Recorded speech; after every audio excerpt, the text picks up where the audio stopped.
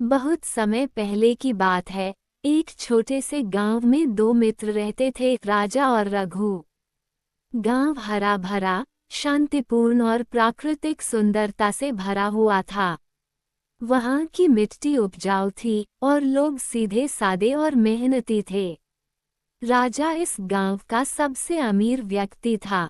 उसके पास अनगिनत संपत्ति थी, एक बड़ी सी हवेली, कई खेत और सबसे अच्छी गाड़ी।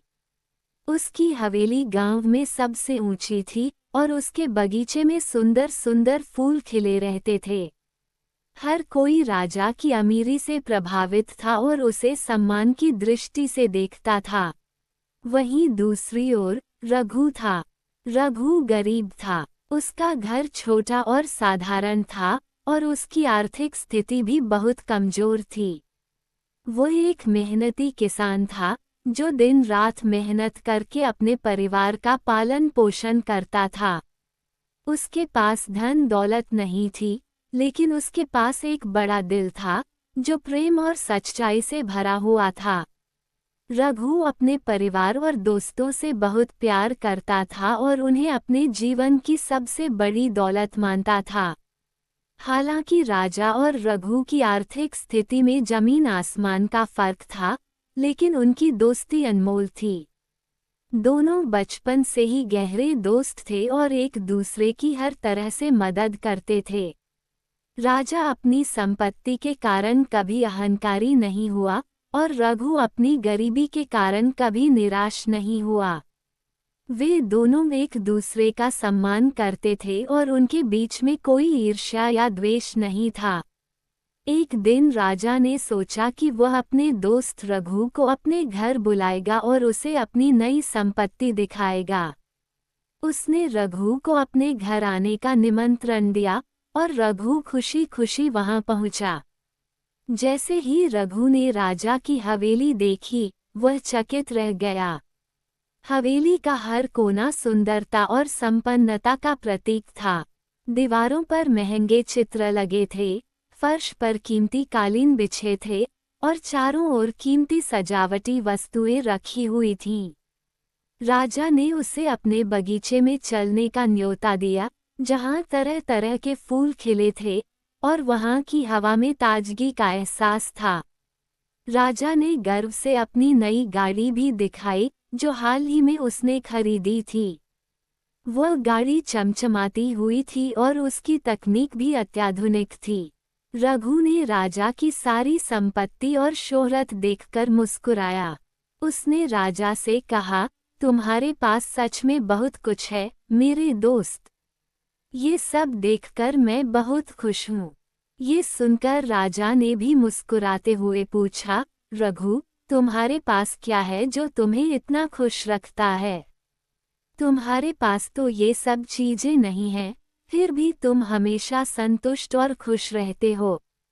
रघु ने गंभीरता से जवाब दिया, मेरे पास सच्चे दोस्त और एक प्यार करने वाला परिवार है। ये सब मेरे लिए दुनिया की सबसे बड़ी दौलत है। इनकी बदौलत मैं खुश और संतुष्ट रहता हूँ। मेरे पास धन दौलत नहीं है, लेकिन मेरा दिल सच्चे प्रेम और संतोष से भरा हुआ है।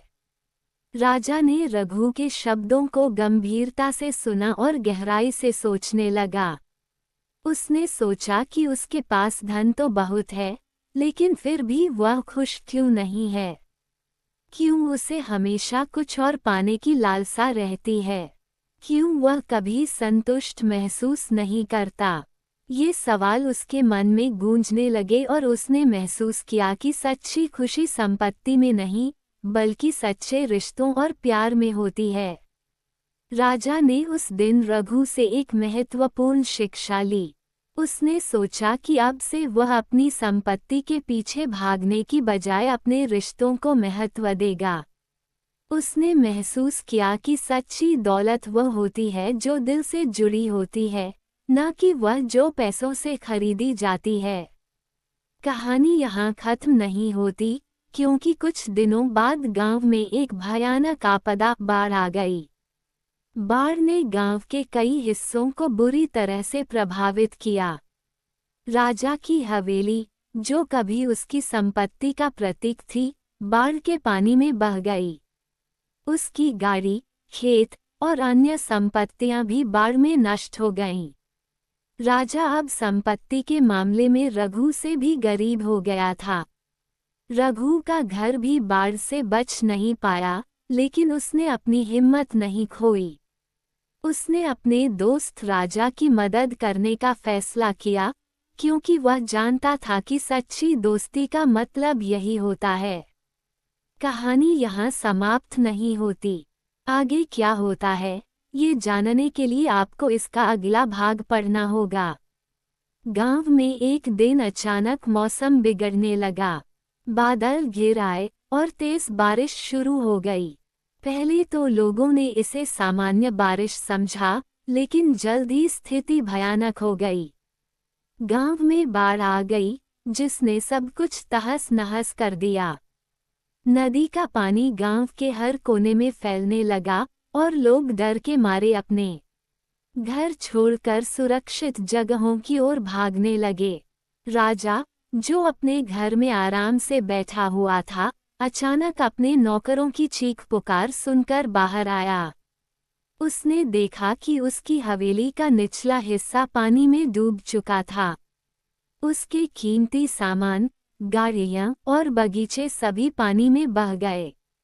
हवेली की दीवारें कमजोर हो गईं और एक एक कर टूटने लगीं। राजा का दिल डूबने लगा। उसने सोचा था कि उसकी संपत्ति उसे हर स्थिति में सुरक्षित रखेगी, लेकिन अब वह सब कुछ खो चुका था।